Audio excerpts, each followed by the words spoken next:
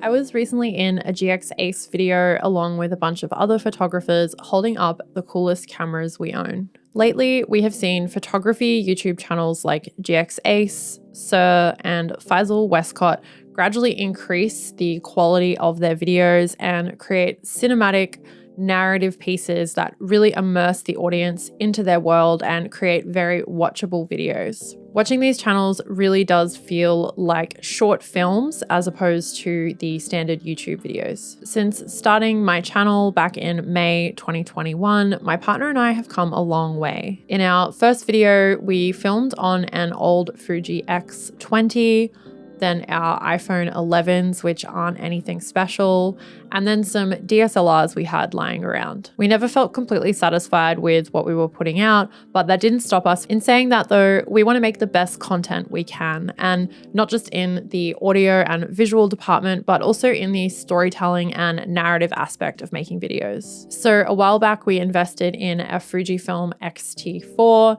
and any money that we have earned through AdSense or affiliate links with the channel has gone back into building a mini cinema rig. A few months back, the company 7 Artisans got in touch with me and asked me if I wanted to try one of their new cine lenses.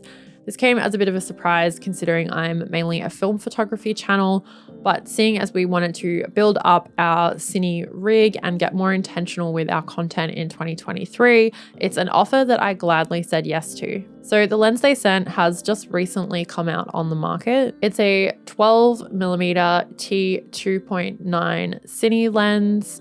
For those of you who are wondering, T is just a more standardized measure of light than an f-stop would be. I am not an expert on this kind of thing by any means, so if you have any more information on that, please comment below. So you might be asking what's different to a cine lens than just a normal lens, and that's a great question. So the two main differences in a cine lens is you'll find that they are housed with external teeth, which allows them to be used with a follow focus. The second difference is the aperture ring is declicked, so you can change it really smoothly. This lens is pretty heavy and it also looks really cool and pro and just awesome. When unboxing this, I could really tell that it was something way more spec and different to other lenses that I own. Okay, so firstly, we use this lens to take some still shots, and that's where everything kind of started to go wrong for me. So as you know, 12mm is a pretty wide focal length, and for somebody like me who shoots like Martin Parr and loves to get really close up to subjects,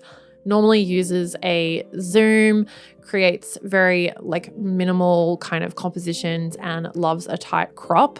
This was really difficult for me to get used to using. Suddenly using this focal length where everything was in my shot just made it really hard for me to create the compositions that I personally am drawn to. To add another issue to the situation, I pretty much 95% of the time shoot in portrait orientation as opposed to landscape, and that's kind of pretty much impossible with this 18mm equivalent focal length. So although I had these issues when shooting stills with this lens, which aren't reflective of the actual lens itself at all, the quality of the images was really great. There was hardly any warping considering it's such a wide angle.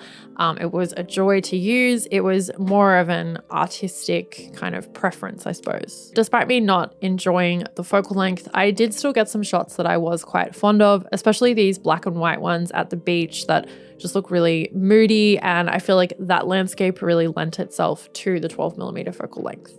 Shooting with this lens was a challenge to say the least. As you know, photographers are all so different, and my partner, on the other hand, got some really awesome shots with this lens and seemed to just vibe so much more with it. He got these really cool cinematic looking shots of me, and I just think his style is a lot more conducive to this kind of lens. Realistically, this 7 Artisans 12mm lens isn't really designed for stills as the name intends. It's called a cine lens.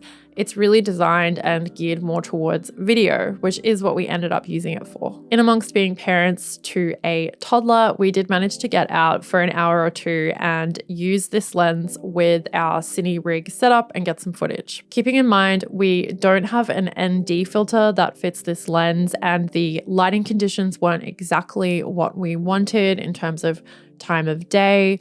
But considering all of those things, I think that it was a really cool experience and the footage still looks really cool. This was the first time we have gone out and shot like this, and the first time that my partner was using this whole setup with a follow focus, and it was just super overwhelming to me, at least, to look at everything that he was having to, check and keep an eye on in terms of videoing. It's so much more in depth than just when you're photographing. I'm really excited to see him learn and grow and use this setup in 2023. Okay, so let's take a look at the footage and I will see you back here afterwards for more of my thoughts and plans for this rig.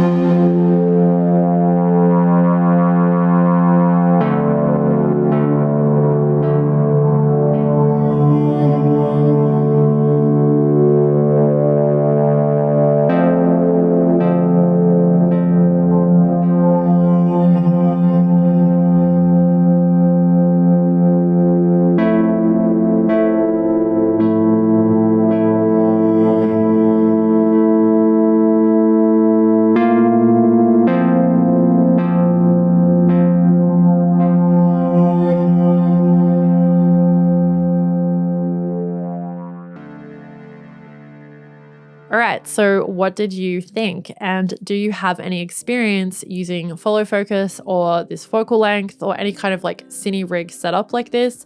If you do, I would love to know if you have any tips or resources that we could use to learn more. So comment below with those if you have them. So we have made some changes to our schedule in 2023 and managed to free up one day a week that we can devote to making YouTube videos. This will hopefully give us ample time to plan, shoot, and execute a narrative that we are really happy with. I've been really inspired by channels like GX Ace and Faisal Westcott, and I think that YouTube is changing in terms of photography channels.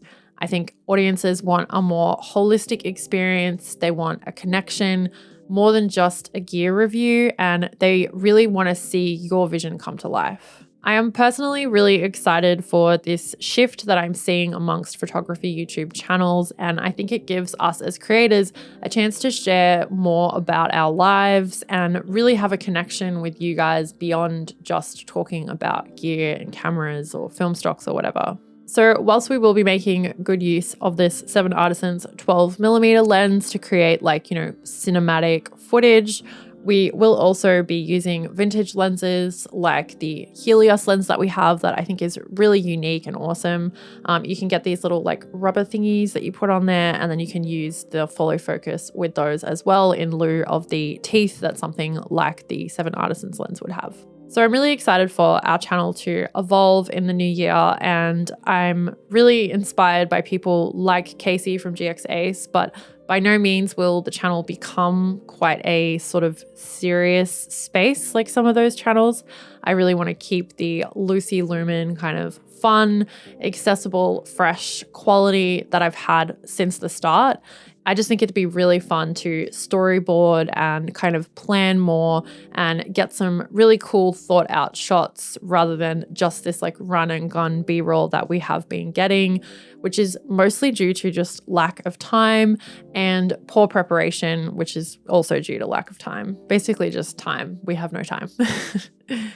Make sure you're subscribed so you don't miss out on the videos that we make in the new year. And if you want a little bit more of this and what's going to be happening with the channel behind the scenes, us discussing gear that we buy, definitely consider joining up to my channel memberships where Lux and I do a monthly live stream discussing all that kind of stuff. You get a couple of other perks as well and a free copy of a creative strategies guide that I made this year as well. A huge thank you to Seven Artisans for sending me this lens. This was a very unique experience for me using something like this. It is linked below if you wanted to grab one or check it out.